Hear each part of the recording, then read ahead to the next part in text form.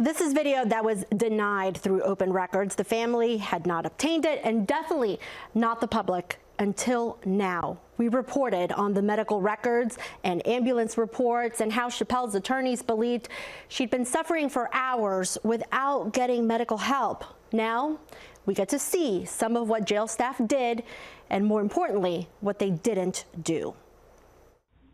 Disturbing new video shows Jackson County inmate Ta'Neasha Chappell begging for help for hours before she died. For nearly 24 hours, Chappell complained she was in pain, according to Jackson County prosecutors. At one point, she hits her head on metal. A guard would later write that video showed she had just missed hitting her head. From there, Chappell is seen vomiting and naked after telling a guard she felt she was on fire. She's covered in her own waste. The calls for help continue. This is just making a sense that you're faking it. So if you're not going to get able to get dressed, we're going to leave you alone. And you can sit there and just suffer.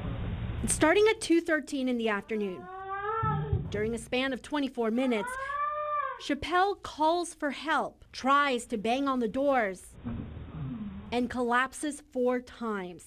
No one comes to check on her during those occasions. At 2:31, jail nurse Ed Rattan comes to the cell.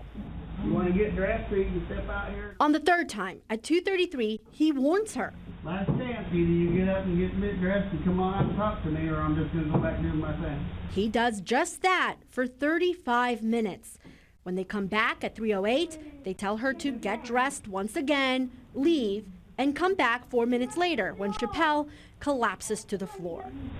I promise you're not on fire. When the ambulance arrives at 3:26, Chappell tries to put on a blanket as if it were clothes. 1 hour later, after getting to the hospital in an ambulance, moaning in pain, with yellow eyes and chest, and still handcuffed to the stretcher, Chappell would flatline. Shortly after, she was dead. The doctors wrote they believe she'd ingested toxic chemicals found in common cleaning supplies. The autopsy would later find the cause of death to be undetermined after testing for antifreeze, but they did note toxicity due to an unknown substance. Chappell had no hard drugs in her system. Back at the jail, the videos show this: the guards cleaning up her cell. Chappell was in jail for a theft charge and for leading police on a chase. Her family told me she didn't deserve to die. The Jackson County prosecutor declined to charge anyone in this case after ISP investigated. He wrote that they did not find any evidence that Chappell had been intentionally poisoned, and wrote that Chappell had received medical attention. The case is now closed. We've reached out to the FBI to see if they're investigating for civil rights violations. They wouldn't confirm or deny. We'll stay on top of it.